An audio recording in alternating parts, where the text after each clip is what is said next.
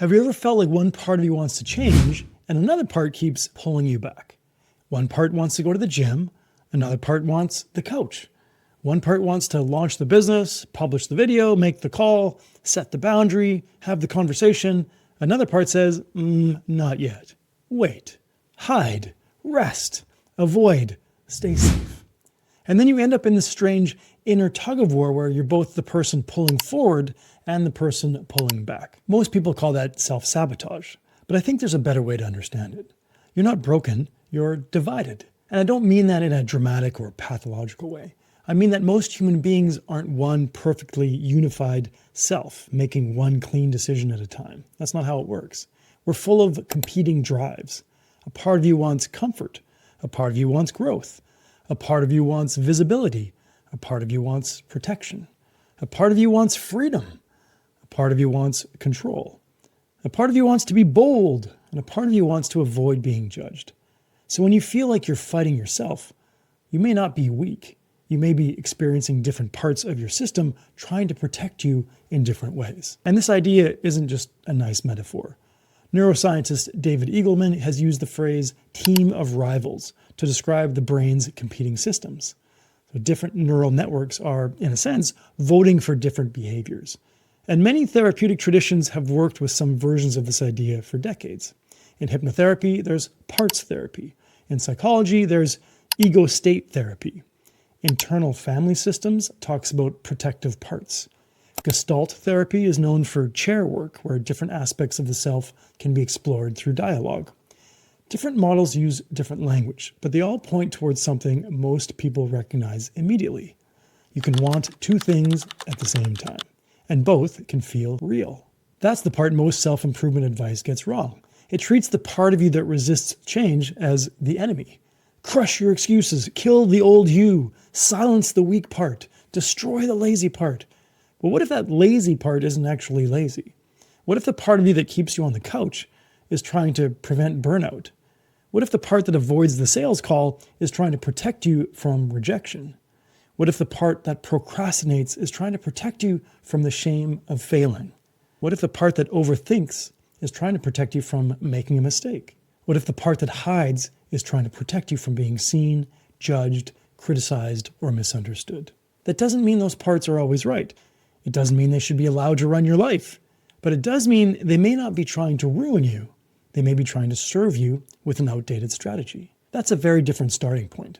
Because if you believe part of you is bad, weak, lazy, or broken, your instinct will be to fight it.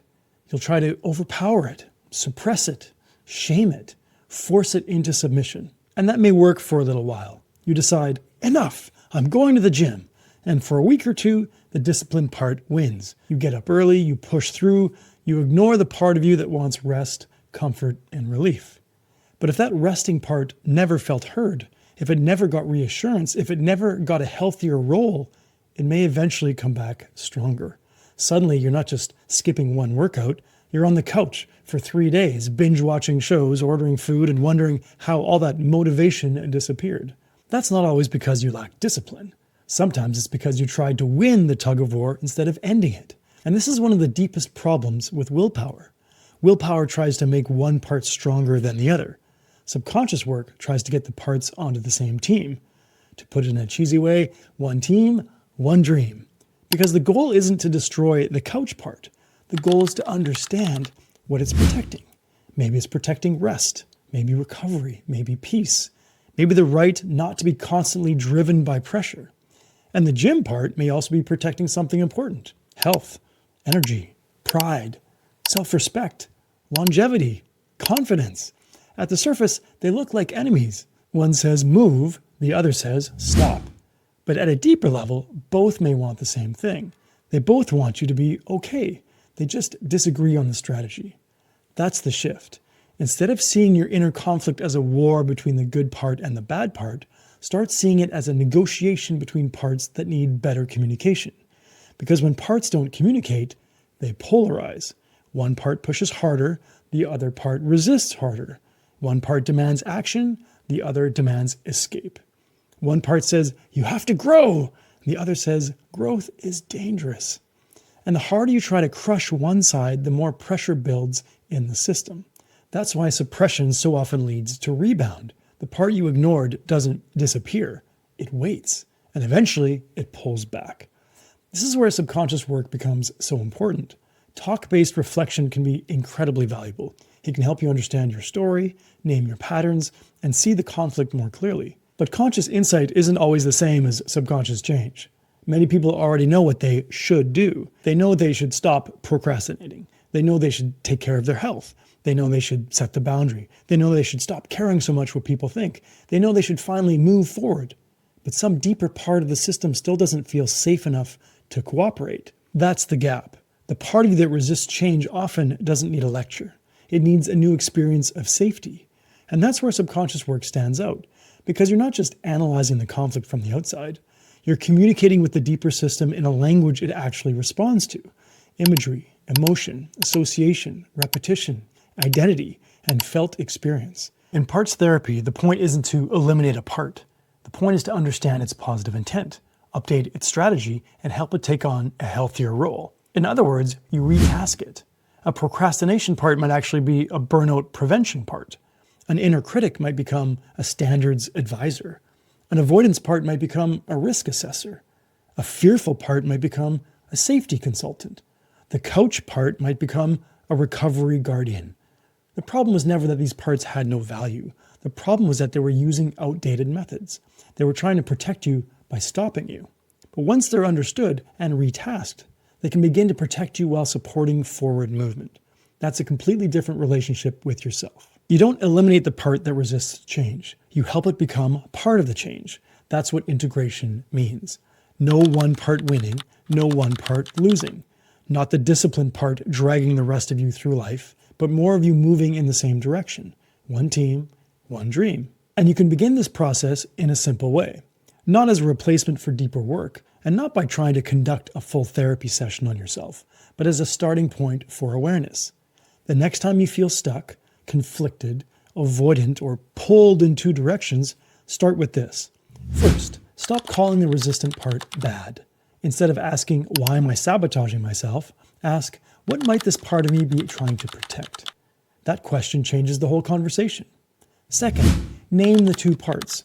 There's a part of me that wants to build a business, and there's a part of me that wants to hide. There's a part of me that wants to get healthy, and there's a part of me that wants comfort. There's a part of me that wants to rest. There's a part of me that feels guilty slowing down. Naming the parts creates space. You stop collapsing the whole conflict into I'm broken. Third, identify the positive intent. What does each part want for you? The action part may want growth, pride, freedom, and self-respect. The resistant part may want safety, rest, protection, or relief. Once you see that, the conflict becomes less shameful. Both parts may be trying to help. They just have different strategies. Fourth, look for the shared higher goal. What do both parts ultimately want? Usually, at the highest level, they want some version of safety, peace, happiness, confidence, well-being, freedom, or self-respect. That's the meeting point. That's where the tug-of-war can soften. And fifth, create a small agreement. Not an all-or-nothing demand. An agreement. For example, we're going to work out for 20 minutes, and we're not going to use exercise as punishment. Or we're going to make the call, and afterward, we'll take a real break. The idea is to take action in a way that honors the protective part without letting it run the entire system. Because the goal isn't to let every part vote equally on every decision. The goal is to stop treating protective parts like enemies and start giving them better jobs. That's how you begin moving from inner war to inner alignment. But here's the important part. Those steps are a start. They can help you notice the conflict, reduce shame, and begin relating to yourself differently. But lasting integration usually has to go deeper than conscious thinking alone, because the part that's pulling you back may not be operating from logic.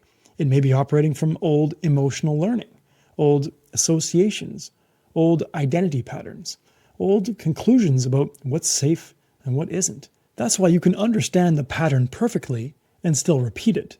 You can know the couch part is trying to protect you and still feel pulled to the couch. You can know the fear of visibility is outdated and still freeze before posting. You can know the inner critic is trying to protect you from judgment and still feel crushed by it. That's because the deeper system doesn't change just because the conscious mind has a good explanation. It changes when the protective part has a new experience, a new role, a new association, a new sense of safety. That's why subconscious work matters. It helps move the conversation from intellectual insight to internal reorganization. Not just, I understand why I do this, but something in me is starting to respond differently. That's the difference. Insight can explain the tug-of-war. Subconscious work helps the parts stop pulling against each other. And this matters because if you keep fighting yourself, every goal becomes heavier than it needs to be. You're not only doing the task, you're dragging an unintegrated system behind you. But when the parts begin working together, action becomes less violent internally. You don't need to bully yourself into every next step. You don't need to keep swinging between discipline and collapse. You don't need to keep proving that you can overpower yourself. There's another way. You can learn to listen for the protective intent. You can update the strategy. You can bring the resisting part into the mission.